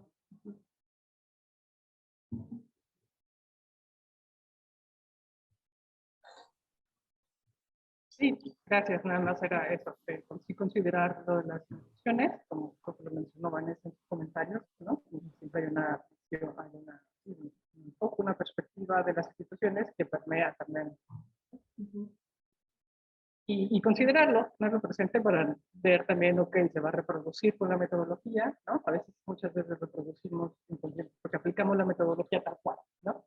Y a veces, espérate, ¿qué estamos haciendo? ¿No? Y este tipo de ejercicios como de ver cuál es la misma definición de lengua, ¿no? Cuestionarla, y cómo se ha usado y cómo los mismos hablantes de la misma, a veces repiten, ¿no? Así, ahí, bueno, ¿cómo sabes el orden de palabra, el clases de palabra de repente? Aquí hubo mano, ¿no? Sí. Entonces, sí, nada más tenerlo presente y qué pasa ¿no? Porque sí, son como parte bueno, sí, del enfoque etnográfico. Gracias, Ana. Bien, entonces voy a leer el mensaje de Aleli Fuentes en el chat de una de las estudiantes del CEA que dice que, pues, que felicita a Edna y que es un tema muy interesante y la metodología también muy bonita y que muchas gracias por la presentación y también agradece a sus profas por el seminario y saludos a todos.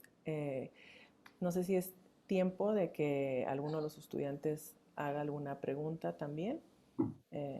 Nos gustaría también escuchar qué piensan los estudiantes del trabajo de Edna. Y ahorita que mencionaban Vanessa, Lucero y Elena, también como pensar también en qué tanto tiempo te ha llevado esto, ¿no? Si le podemos poner una cronología al trabajo con los cucapá. Ya sabemos que tienes otro trabajo con otras lenguas, pero con el de los cucapás, ¿cuánto? Digo, si algún estudiante se está imaginando si como un tema, ¿cuánto tiempo? ¿No? Y Lilian también tiene una pregunta. Este trabajo ha sido muy accidentado, como decía, porque pues yo llegué acá a hacer pues, contactos casi de cero, ¿no? O sea, Elena, por ejemplo, me contactó con una maestra y creo que Daniela con Tonia, que es la encargada del museo, no recuerdo bien, pero como de pues te presento y ya, ¿no? Pero pues sí fue llegar de cero a hacer los contactos, los lazos, las explicaciones, todas esas cosas. Y pues bueno, prácticamente los 6 meses de empezar con eso, pues era como pandemia, ¿no? 6, 8 meses, no sé, algo así. Pero además, pues trabajar con gente mayor, pues implica que esas personas pues, se enferman y pues se saben cosas.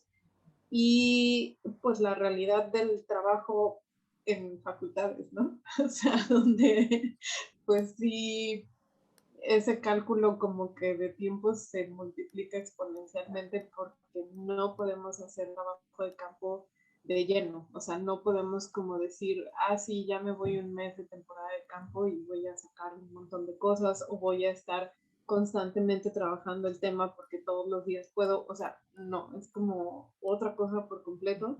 Entonces a mí, pues sí me ha llevado 2019 para acá lo que están viendo, ¿no? O sea, con pues, estas dificultades que estoy señalando y con esta no continuidad, o sea, porque o sea, no ha sido un trabajo continuo para nada, ¿no?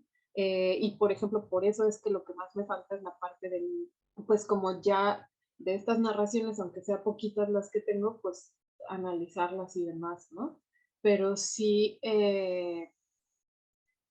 no sé, otra vez digo, si un trabajo así sea para licenciatura. O sea, yo no lo recomendaría. No sé, como igual que el tema de lingüística histórica o filología. Son temas que yo no suelo recomendar para... Bueno, filología si tienen un texto muy pequeñito de una lengua muy conocida, pues bueno, ¿no?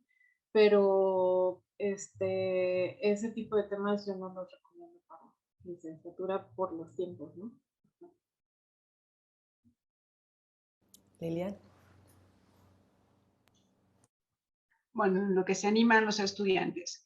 Muy padre charla, Edna, además de, ¿no? de la relevancia del paisaje lingüístico en los estudios del espacio, ¿no? Nos has brindado mucha información sobre metodología y sobre la importancia de la concepción, ¿no? de la conceptualización del espacio por parte de los hablantes, que a fin de cuentas es lo que nos interesa, ¿no? Investigar, y podemos investigarlo desde muchos tipos de datos, pero la conceptualización cómo organizan su propio territorio es algo que es muy propio y nosotros no podemos entenderlo sin estar ahí, ¿no? Porque es propio de la comunidad, es propio de la cultura, es propio del tipo desde la flora, ¿no? Desde el espacio, ¿no?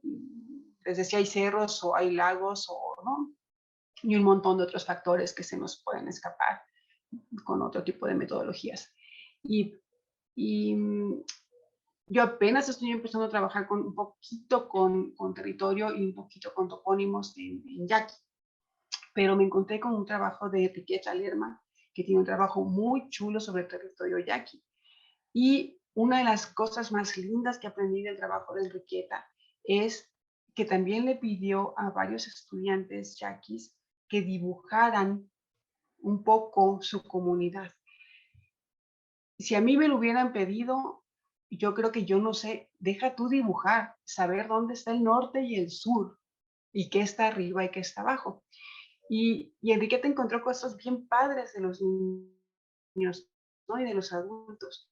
También puede ser un material bien lindo de trabajar después, o sea, dónde están poniendo los cerros, dónde están poniendo ¿no? la comunidad, la calle, la tienda, porque debe ser también material, información que, pues no sé si llamarlo, o sea, es lingüístico de cierta manera, no es una expresión lingüística de lengua oral, pero es una visualización o ese tipo de expresión que también nos va a brindar datos bien bonitos y bien padres, ¿no? Entonces, entre todas las cuestiones metodológicas que has comentado, creo que también hay que resaltar después, un análisis de los mapas, que seguro salen cosas también muy, muy bonitas, ¿no? Solo es un comentario en esas líneas. Sí, o sea, de hecho sí, eso ha sido muy interesante porque, por ejemplo, con los primeros mapas que que se hicieron fue con Sonia Moreno, y pues son estos donde había 3 cerros y todo el tiempo 3 cerros y 3 cerros, ¿no? Pero el cerro que está del lado derecho, pues está bien lejos, desde mis ojos, como ajena a la cultura, está lejísimo. Y entonces yo decía, bueno, ¿de dónde? O sea, ¿cómo? Sí, y además está la carretera en medio y está, o sea, yo decía, ¿cómo? O sea, ¿por qué están juntos? ¿Qué pasa aquí, no? Y no sé cuánto tiempo tuve eso en la cabeza hasta que a las 1000, en algún momento de andar ahí en la carretera y en el valle, no sé en qué perspectiva, parecía como que los cerros estaban más cercanos, ¿no? Y dije, pues es que está ubicada desde este lado, ¿no? O sea, algo así. Y luego también, que digo, no es que estén juntos, pero es que justamente esa es la interpretación cultural, ¿no? Que no es lo geográfico así físico, sino cómo interpretan esa distribución. Y también lo que dices, todo el tiempo, en todos los dibujos, se ubicaron como de frente al cerro del Águila, en todos. Y pues ya de ahí tienes el norte hacia la derecha, el sur hacia la izquierda. No les preguntamos esa parte ya del norte, ¿no? O para ellos cómo estaba orientado el mapa, pero sí todos se orientaron hacia, o sea, como si estuvieran parados frente al cerro y con el sol detrás, ¿no? O sea, y el sol, porque es hacia el oeste, ¿no? O sea, como la mirada hacia el oeste. Así están orientados todos. Y pues sí, o sea, son cosas que llaman mucho la atención, que sé que desde la antropología se analizan, yo no las sé analizar por el momento, ¿no? Pero espero en algún momento sí, sí poder hacer ese análisis que tú dices de la parte georreferencial ya de todo el territorio.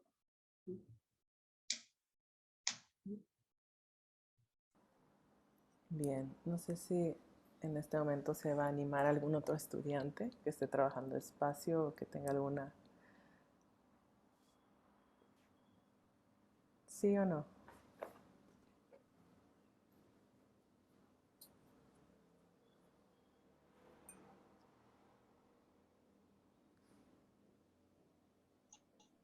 Elena ya está motivando e invitando a tesis de licenciatura en toponimia, así que anótense, levanten la mano en este momento.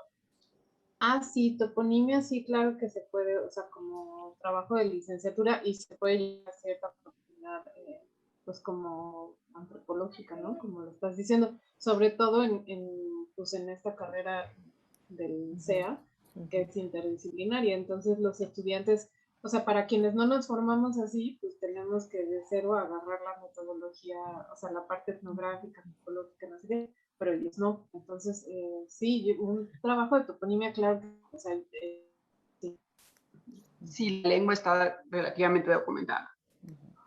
Sí, sí, ¿no? está relativamente documentada. Claro, porque como dijiste, ¿no? Muestra una estructura, ¿no? Morfosintáctica que puede ser muy diferente, ¿no? A lo que luce la ley.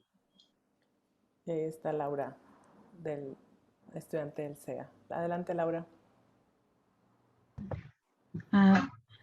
Hola, es que no veía la manita, entonces creo que la apreté muchas veces.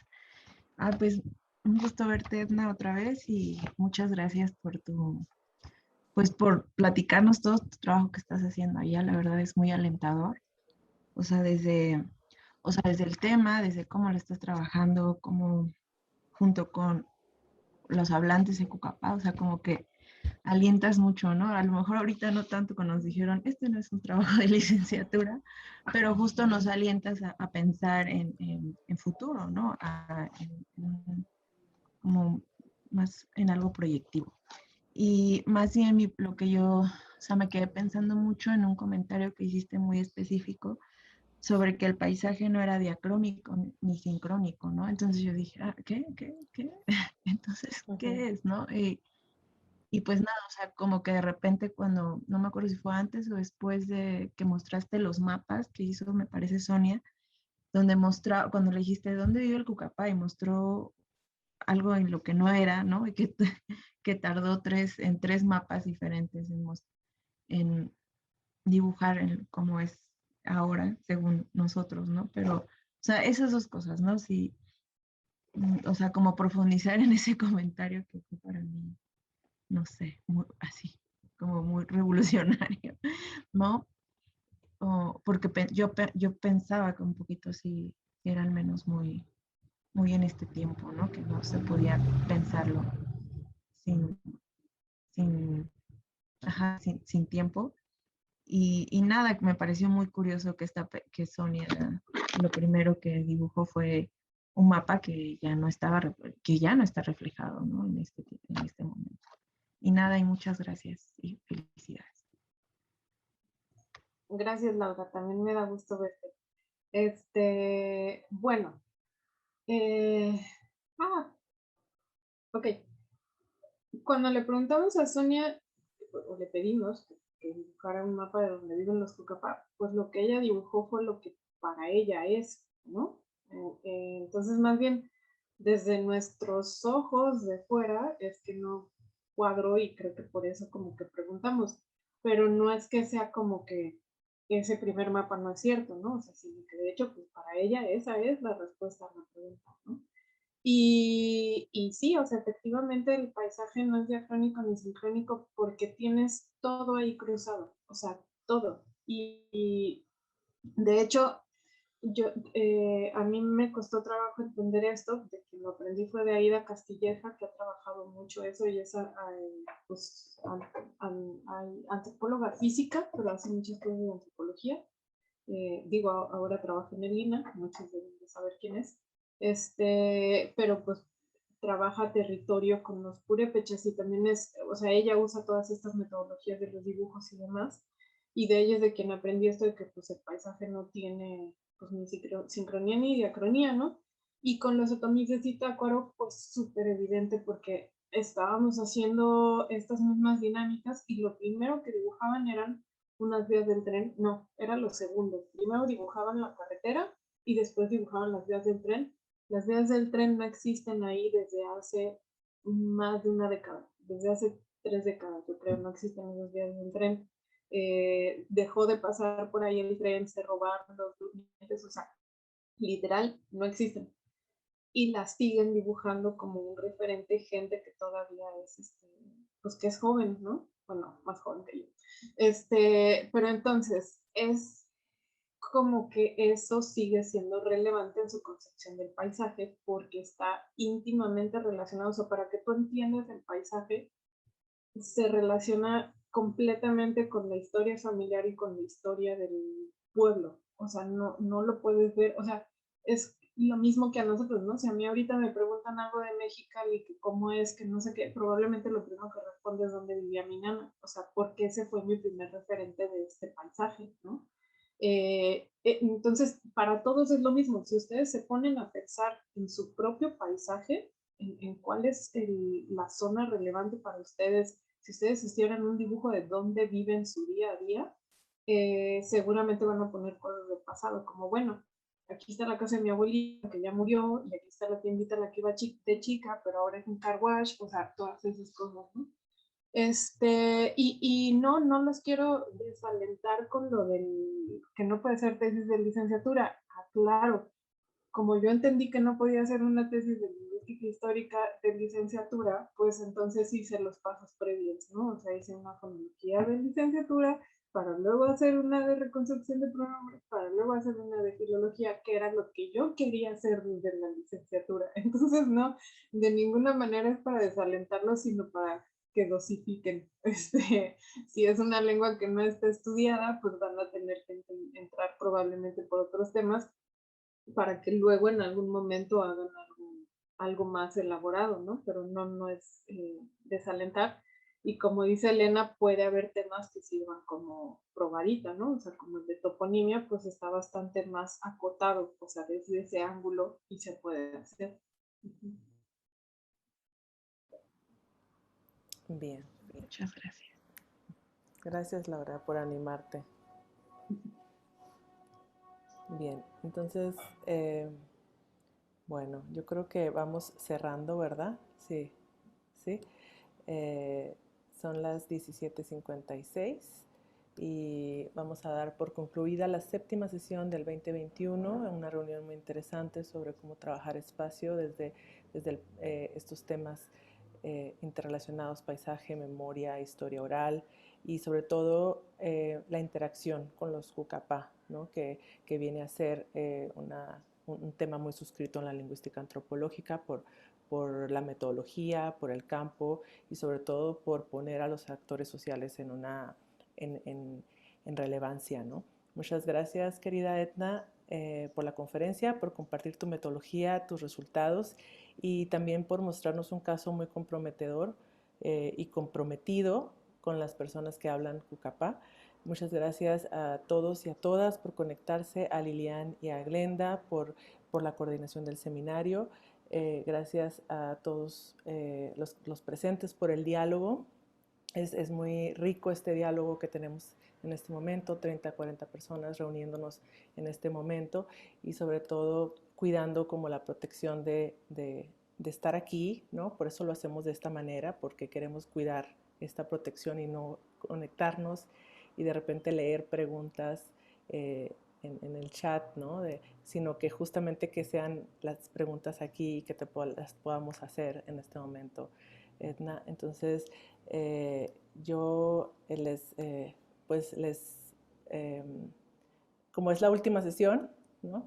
Nomás les recuerdo que el viernes vamos a tener la presentación del libro de Lucero Melendres, que vamos a estar de 4 a 5 por ahí.